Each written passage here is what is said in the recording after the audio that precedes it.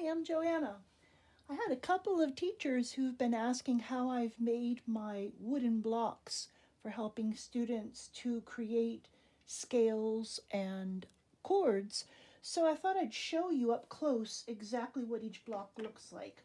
First of all, you need to have about 3 dozen wooden blocks that you can get from your local craft store. These happen to be about an inch and a half, I believe, and they come in packs of like 2 or 3 dozen at a time.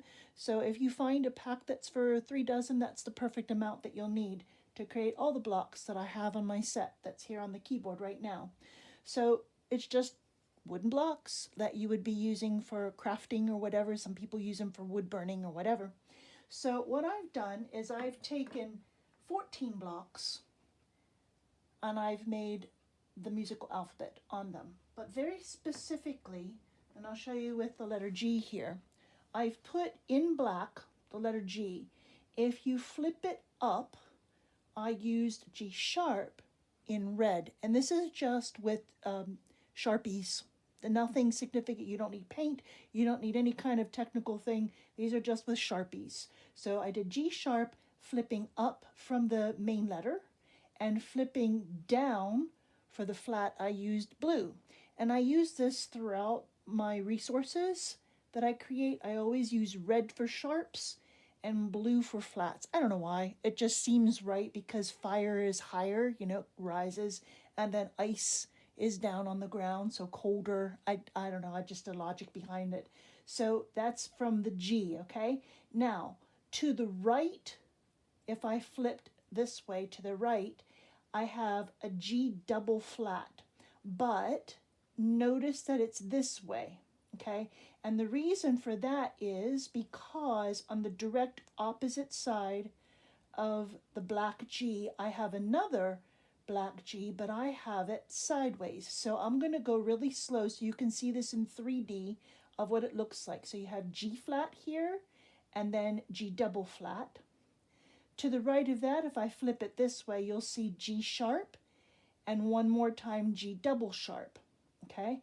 And so we have G here. If we just went to the plain, this plain G side, you can see I have flipping up as G sharp, flipping down as G flat, okay? To the right of that G flat is G double flat.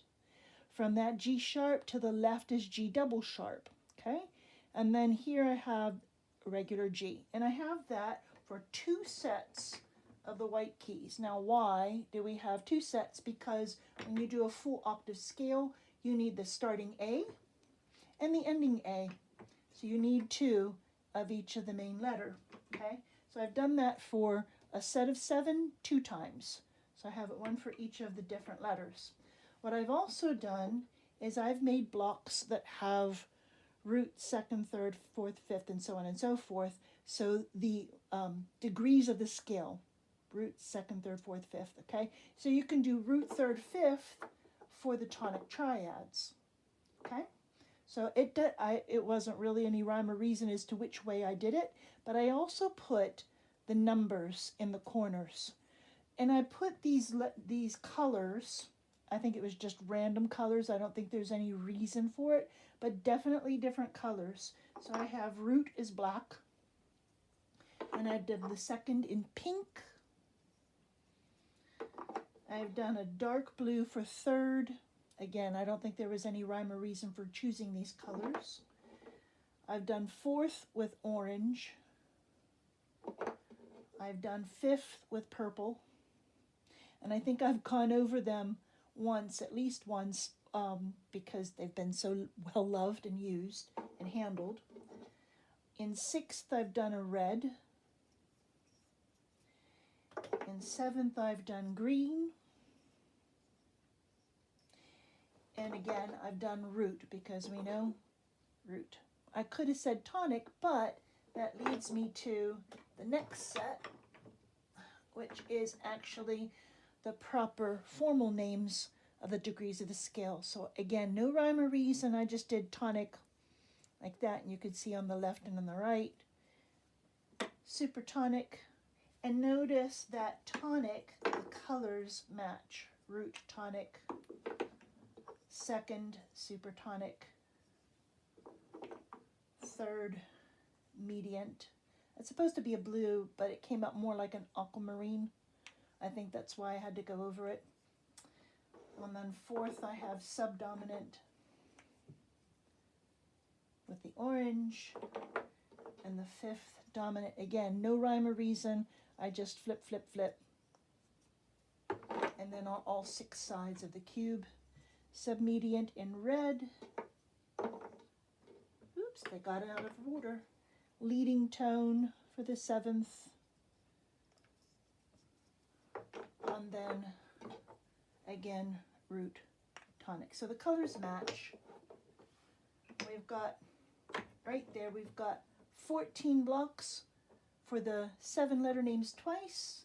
And we've got 16 blocks for the proper names of the degrees of the scale and just the generic names for 2nd, 3rd, and 5th. Well, but you do need enough blank blocks to show the spacers for each of the degrees of the scale.